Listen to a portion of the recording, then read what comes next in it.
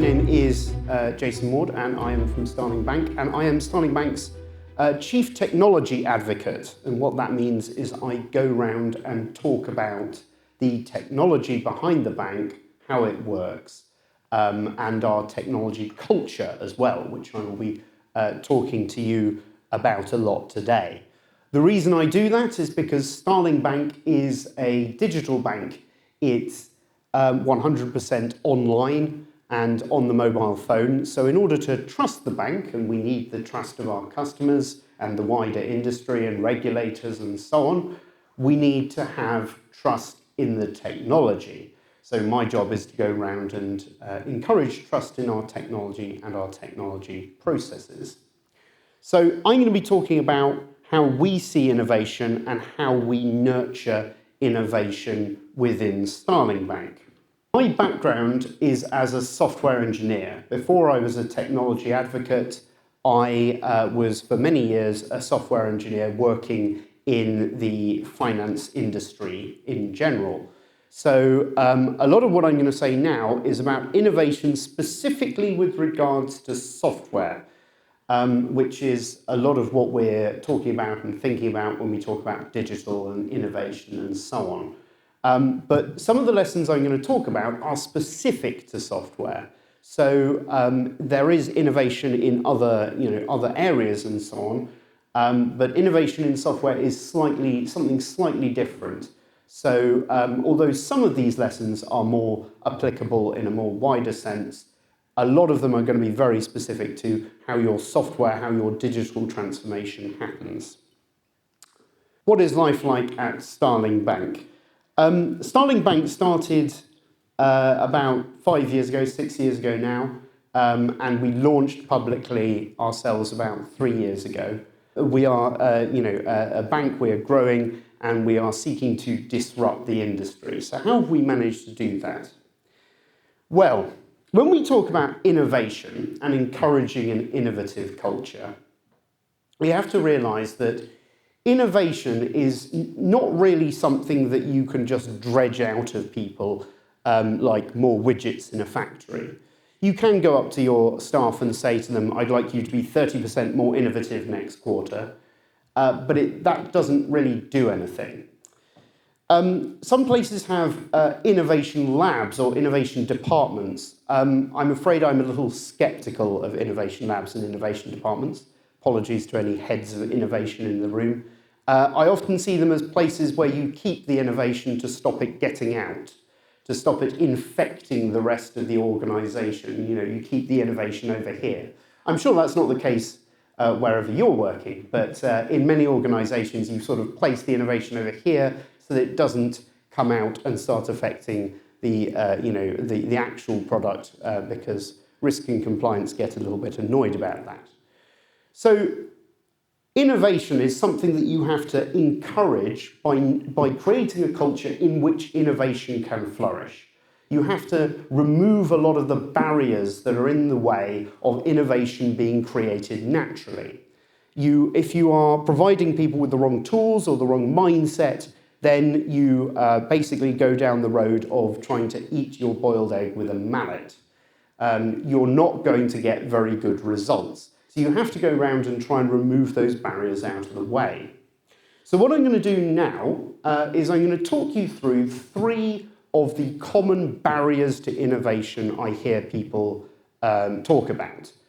When I go around to events like this and they say, yes, we would love to innovate, but I'm going to talk you through some of those, and I'm going to say where the barrier comes from, and also what Starling has done differently to try and remove that barrier to innovation.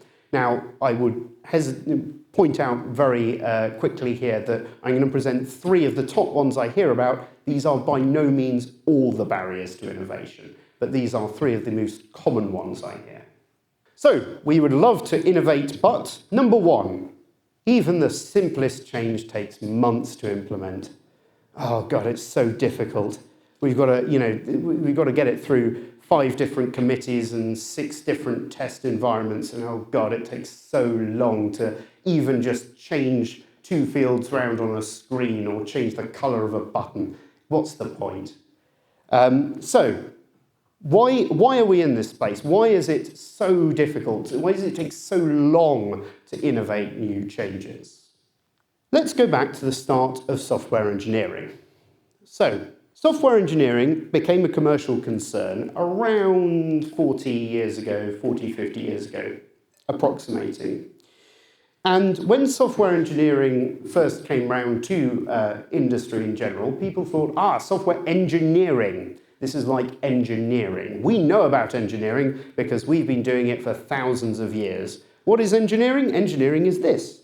It's building bridges. It's building all of the beautiful buildings that you can see out of the window. It's those cranes standing up there. It's building things. We know about engineering. Now, when you're engineering in general, the way you engineer is you sit down, you have a long planning phase where you write out a specification of what you're going to do. You check that specification a number of times. You might create some models, you do some maths to make sure that it's going to work. And then when you've got all of this planned through, all signed off and so on, you then go and actually build the thing, build the building, the bridge, whatever. And yeah, you go through that. Now, the reason the process is like that is because engineering has a couple of big advantages and one big disadvantage. The big advantages of engineering are we have been doing it for a long time. If you go and look out that window there, you can see buildings from many, many eras out of the window. One of my favourite views in London is the view from an office that PwC has down by Tower Bridge, where you can see in a big suite, City Hall, very modern building, Tower Bridge, Victorian, the Tower of London, almost 1,000 years old. We've been doing this for a long time. We know the principles involved. Also, your specification, the other big advantage, doesn't have many moving parts to it. This is a bridge. How many people does it need to take? Where does it need to go from and to? How long does it need to last? What's its maximum load? That sort of thing. That's the sort of question you're asking. We know the questions we've got to answer, and we know the variables involved. So specifying how the bridge should act does not require, can be specified up front. It is possible for you to write down a document specifying all of the things. So, the big disadvantage. If you start building your bridge, and you build one half that goes like this, and another half that goes like that, then you're in trouble. And you've got to knock one half down, and you've got to start again. So, this big upfront design phase is both possible because you've got all the knowledge and you've got a limited number of variables, and necessary because you can't start building the bridge without without getting into a lot of problems if you haven't planned it correctly. So when people came along to software engineering, they went, this is engineering, therefore we shall do it in the same way. We shall write big, long specification documents, and we shall implement them. And it didn't really work. Things started going wrong. People started finding that what they planned didn't really deliver the value that was, understood to be delivered. The specification document seemed not to define exactly what was going on. What was being delivered by the engineers wasn't what was intended by the specification document.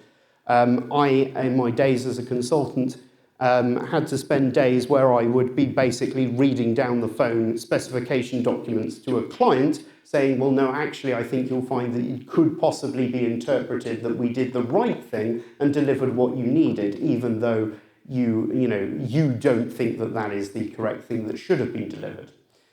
And then we went into the budgeting problems. Why does technical debt accumulate? Why do we keep getting these budgeting problems? Why is it that everything overruns, either in terms of time or in terms of manpower we need to put into it? Why is all of this happening?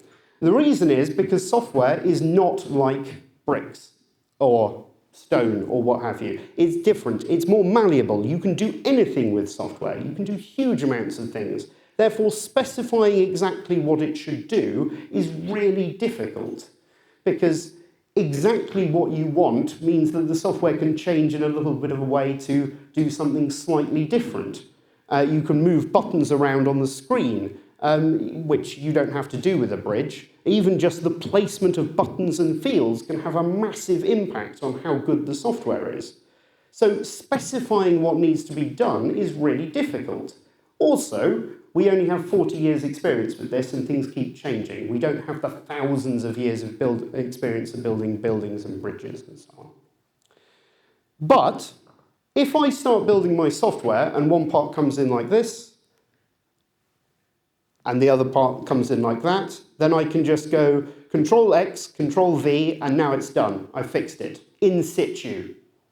I don't need to knock one bit down and start again. I can just correct it in, as it's running and deploy something. So that big problem that you can't change things once you've committed to it and started it is gone. It's not a problem anymore. And what this means is you need to work your software in a different way. And so, in 2001, a group of software developers got together and created something called the Agile Manifesto. Now, when Agile gets mentioned, it can often have different meanings. In software terms, when we use the word Agile, we're generally referring to the Agile Manifesto and the philosophy and principles behind it. I know that sometimes people can use Agile to mean reactive to change, and that's a bit of what the Agile Manifesto is about, but it's not entirely about that. It has a lot of stuff in it about, you need to do things this way, do things that way, but it's generally a philosophy document. It's not a methodology, it's not a process document, it's not a document that tells you exactly how to run your business. It's a set of principles about how it is best to deliver software, acknowledging all of the things that are in software and the way that software needs to be developed. So what happened is this was presented at various software conferences, and software engineers went, yes, that is how we want to develop. These people get it. They understand. And they took it back to their CTOs and said, we need to work in an agile manner, and their CTOs said no. So they then went away to another conference where Agile was talked about, and they came back and said, oh, we need to work in an Agile manner. Look, there are several other companies that are doing this. And eventually, after much badgering, the CTO said, fine, I will go and take this to the executive. And so they went to the board, to the executive, and said, we'd like to work in an Agile, iterative manner. And the board went, the what? What? Yeah, obviously we need to be flexible, but what are you talking about? All right, you go and work in an Agile manner. Yeah, you can implement best practice. Go away and do that in your department. We're going to work in the way that we've always worked, which is with Gantt charts and spreadsheets and project plans. And thus was developed this, the pseudo-agile or wagile or agile fall methodology, by which you have a business project management team working with Gantt charts and spreadsheets and project plans and timelines and budgets. And then on the other hand, you have the engineering IT department trying to work in an iterative, agile, reactive fashion. In the middle of these two, you get a group of people called Scrum Masters, Kanban Wizards, Agile Methodology Supremos, who come along with a giant, huge bag of Post-it notes every quarter and get you to stick the Post-it notes to the board in an effort to try and desperately get the two completely different worlds to communicate with each other. I feel for those people, it is a difficult job. So this isn't really agile. You're not agile simply because you put Post-it notes on something. Agile is about, as the principles say, it is about doing things like preferring talking to people rather than writing down a giant document. It is about preferring working software to comprehensive documentation. If I have something that works, even if it doesn't quite work, even if it doesn't work in exactly the way I'd expect, I prefer that to a giant document speculating about how something could possibly work. Like, well, what value is that? I don't need a giant document, I need working software. And the giant document isn't required for working software in the same way that the giant document is required to build a building. So, how do we do things at Starling? We work in a product-based fashion, not a project-based fashion. We have 800 people in the bank, and we have about 2 project managers, and their job is to interact with the outside world, who don't understand things unless you talk about them as projects. So we do not have any projects internally. We have a series of products that we are continually working on to improve. And if we need to accelerate the improvement of one particular product, we will gather together a load of people, and we will make sure that those people from across the company, across the different disciplines, across the different departments, a cross-functional team, that group is then empowered to deliver the change that is necessary and push it through. We don't have budgeting or that sort of thing. We don't try and allocate an amount of money to a product. We do, but we will analyse that on an ongoing basis. We will say, is this thing getting traction? Does it need more money? Yes, okay, we will allocate it more money. No, it's not a priority right now. Okay, we will move people off that, and so on. It's very much more reactive budgeting the way we do. We also do not ask engineers for numbers about how long things will take. Here is a tip from a software engineer. If you ask a software engineer how long something will take, and they give you a number, one of 3 things is true. A, that number is massively padded. B, it is a lie. C, the engineer does not have the competence to realise that they should give you a massively padded number or lie to you. You are dealing either with a liar, someone who is massively padding, or an incompetent. One of those 3. The only engineers you should trust are the engineers who, and this is software engineers again, who say to you, I do not know how long this will take. How long is a piece of string? And the reason they can't answer you is because if they said to you, specify exactly what the software should do, down to the last detail, you will not be able to answer them. Or if you are, your answer will take until the heat death of the universe to be able to read out. So that is why you should never ask a software engineer how long something will take. Moving on, we'd love to innovate, but it's too risky, or the regulators will not like it. This is number 2 in my list of innovation blockers. Well, this is where risk and compliance come in, and we've heard a bit about them. And how risk and compliance view technological change is that technological change is risky. It is a problem. It's going to come back and bite us at some point. And in fact, it has done in the past. And what you often get with risk and compliance controls with IT is that basically a problem occurs and someone says, right, we need a policy to make sure that problem never occurs again, and a policy is developed. And then someone says, another problem has occurred. We need another policy to make sure that never happens again. And you get layers upon layers of plasters, basically trying to prevent previous problems from coming back as things that will affect you in the future. So you get these technological changes wrapped in vast amounts of procedural cotton wool, vast amounts of sign-off, vast amounts of moving it through different testing environments, vast amounts of giving it to different groups of people to see if they like it, and so on and so on. And this means that the technological change takes a long time. So you develop, but you're not developing any slower. You don't develop a week's worth of code and then the developers sit on their hands while it goes through all sorts of risk and compliance. You're developing the same amount of code, you're developing huge amounts of code, and it's all getting wrapped up in this procedural cotton wool and is delivered into production.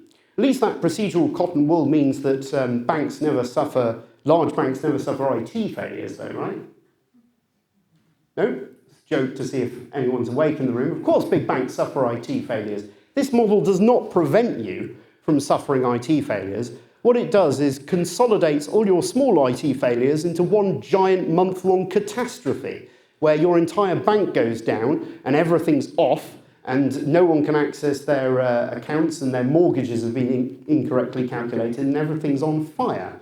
And the regulators are going, have you fixed it yet? Have you fixed it yet? Have you fixed it yet? And you're going, I have no idea. And you're asking your engineers, how long will it take to fix it? And they are, of course, lying to you to make you go away and solve the problem. So they're saying 3 weeks at random, and so on and so on. And this does not actually do anything for you. And what I've realised is a lot of this procedural cotton wool that you are wrapping your technological changes in is not actually for the benefit of mitigating your risk. It's not actually there to mitigate the risk of the organisation or the risk of the customers having a bad time. What it is there for is to mitigate the risk of someone getting blamed. It is arse covering mitigation. That is what it is there for. So what have we done at Starling? We've done this.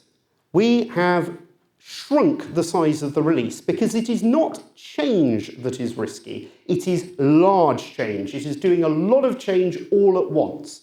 Because not only can you not look through all of the change when something goes wrong to find out where the problem is, you've also got the potential that, two things that are independently working fine can conflict with each other and cause a problem. So actually, if you shrink your change down to as small as you possibly can, with the minimum amount of regulatorily required procedure, and you release, you can actually make sure that your risk is actually mitigated, and that when something goes wrong, you can, roll it back, or fix forward, or identify the problem quickly, and so on and so on. And this is what we do at Starling. We release every single day code to production. There was a code release on Friday, there will be a code release today, at least one, there will be a code release tomorrow, and the day after that, and the day after that. If we ever go a day without a code release, the engineering department goes into a wild panic and shuts everything down until we can get code out. So the engineering department, the idea of risk and managing risk is well embedded in the engineering department. We just view it in a completely different manner. And that not only means that we are innovating and pushing changes out faster, it also means actually we are less risky. I think that Starling Bank is more risk averse, than the big incumbents in the room. I think we have a greater avoidance of risk than you guys, because we are pushing out changes rapidly. We also have less emotional commitment to all of our releases. If one of our releases fails and we need to roll it back, that's fine, it'll go out tomorrow. I can't imagine what it would be like in a big organisation, bank or otherwise, where 3 months' worth of work was about to go out and someone said, no, we have to roll it back. The fights, the arguments, no, goodness, no, we can't roll it back, must be immense, because the pressure to get the changes out must be huge. So we have removed that emotional commitment to releases by making them all small and disposable. Finally, we'd love to be innovative, but we have legacy code, technical debt. We've got so much. We've got this giant backlog of changes. We've got all these regulatory changes. We've got all this legacy and so on and so on. So we can't do that. You're lucky, Starling Bank. You're lucky. You started with a greenfield site. Everything's fine with you. The understated bit of that conversation that I have many times is, for now. You're good for now. But soon you'll develop legacy too, Starling. You'll develop legacy, and then you'll be just like us. You'll be stuck in the mud. And this sort of, comforting lie that people tell themselves that eventually we'll get stuck too. Where are these guys' legacy? They've been around for 20 years, Amazon, developing software. 20 years is about half the time that software has been a commercial concern. Why aren't they stuck? Why are they continually innovating and driving things forward? How have they managed not to get stuck with legacy code? And how has Starling managed not to get stuck with legacy code? Well, the answer is in continual development and improvement. There is no such thing as business as usual at Starling. There is no business as usual phase where software is deployed and then it's stuck. Software is not a building or a bridge.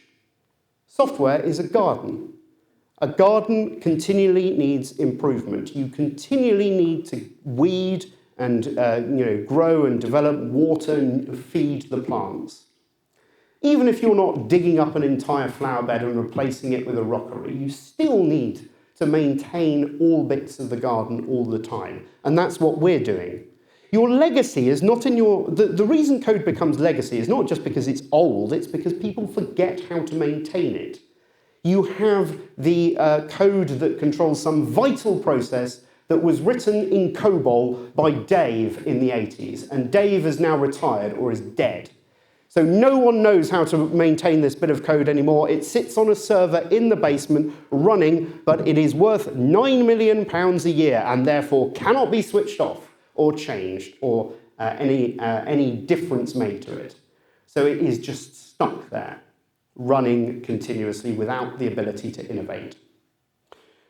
If you had maintained that code and kept changing it, kept developing and so on, Dave would have been able to pass the knowledge down to someone else who would have passed it down to someone else, etc., etc. And the code would have remained a living thing that you could maintain and develop and innovate on. And that, therefore, the barrier to innovation is not in your technology, it's in the mindset. It's in the mindset that this is stuck here, and we are going to, the only way to replace it is to replace it all wholesale. And that might be true, but the problem with replacing it all wholesale is you're now giving it to Gareth, who, in 40 years will have retired or died. Again, you're going to be stuck in the same position again if you don't change your culture. You need to change the culture because the culture influences the tech, not the other way around. So, in conclusion, if changes take too long, then treat what you're doing as products that you've got to develop, not projects that you've got to manage, and then there's a business as usual phase. If you think it's too risky, then try asking your risk and compliance department, would they prefer to have a day's worth of changes going in every day, or would they every 3 months like to roll the dice on a huge change which could go catastrophically wrong? And if you have legacy code, you need to replace it. You need to replace it bit by bit. And you need to keep the understanding of what it does in a living fashion and not just let it wither and die. There is, of course, another one which has been alluded to in the previous fireside chat, the final one I will talk about, which is, and this is one I'm not going to be able to give you an answer to because it's the hardest. We would love to innovate, but we are used to eating boiled eggs with a mallet. That's how things are done here. That's how things are done in this industry. We've always eaten boiled eggs with a mallet, and it ain't broken. And if it ain't broken, don't fix it. And then someone like Starling Bank comes along and starts eating their boiled eggs with a spoon, and you go, why are these guys so much faster than we are?